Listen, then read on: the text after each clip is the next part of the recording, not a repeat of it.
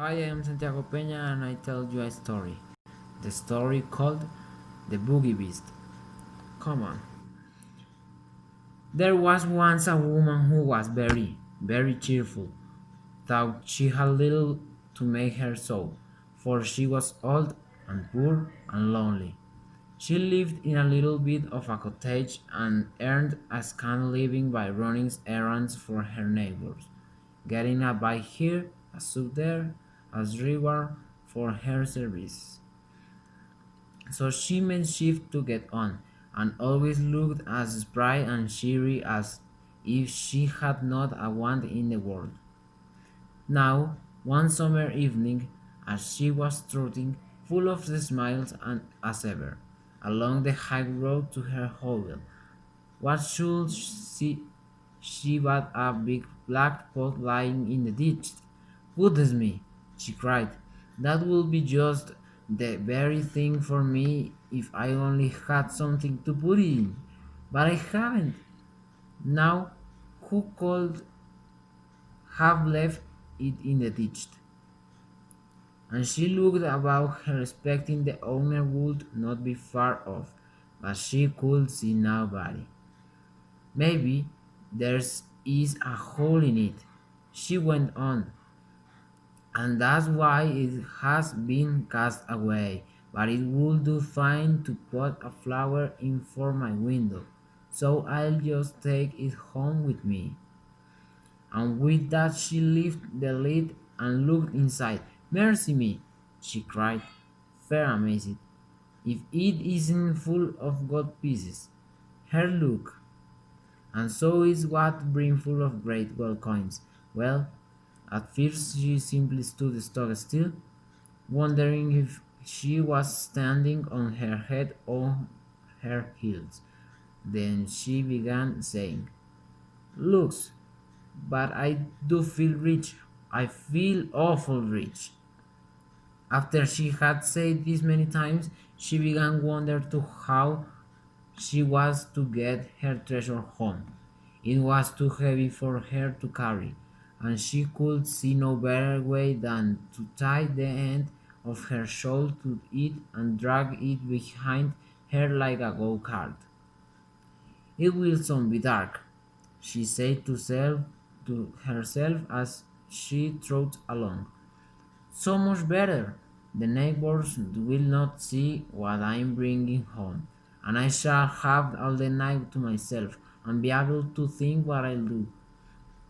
Mayhap I'll buy a grand house and just sit by the fire with a cup of tea, do no work at all like a queen. Or maybe I'll bury it at the garden foot and just keep a bit in the old china teapot on the chimney piece. Or maybe, goody, I feel that I don't know myself. By this time she was a bit tired of dragging such a heavy weight and, stopping to rest a while, turned to look at her treasure. And lo, it wasn't a pot of gold at all. It was nothing but a lamp of silver. She stared at it and rubbed her eyes and stared it again. Well, I never, she said at last. And me thinking it was a pot of gold. I must have been dreaming. But this is luck. Silver is far less trouble, easier to mine, and not so easy stolen. Them gold pieces would have been dead of me, and with this great lamp of silver. So she went off again planning what she would do, and feeling as rich, until becoming a bit tired again she stopped to rest and gave a look round to see if her treasure was safe, and she saw nothing but a great lamp of iron. Well, I never, said she again, and I mistaken it for silver. I must have dreaming. But this luck is really convenient. I can get penny pieces of old iron, and penny pieces are deal handier for me than your gold and silver. Why?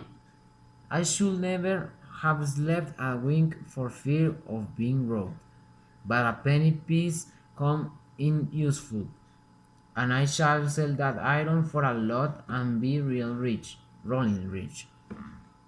So on she trod full plans as to how she would spend her penny pieces, till once more she stopped to rest and looked around to see her treasure was safe. And this time he saw nothing but a big stone. Well, I never, she cried, full of smiles. And to think I mistook it for iron. I must have been dreaming, but here's look indeed, and me wanting a stone terrible bad to stick open the gate.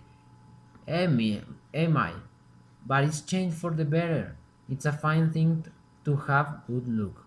So, all in a hurry to see how the stone would keep the gate open, she trotted off down the hill till she came to her own cottage.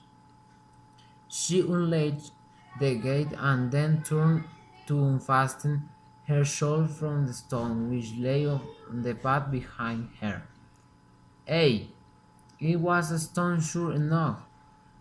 There was plenty like to see it lying there, though unpeaceable as a stone sure.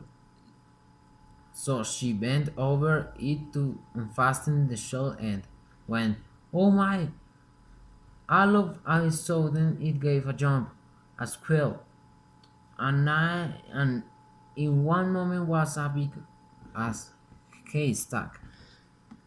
Then it let down four great lanky legs and threw out two long ears, nourished a great long tail and romped off, kicking and squealing and whining and laughing like a naughty, mischievous boy. The old woman stared after it till it was fairly out of sight. Then she burst out laughing too. Well, she chuckled, I am in luck. Quit the luckiest body hereabouts. Fancy my seeing the Bogey-Beast all to myself and making myself so free with it too.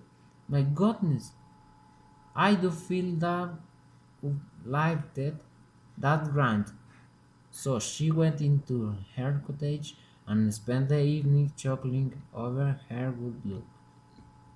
The end.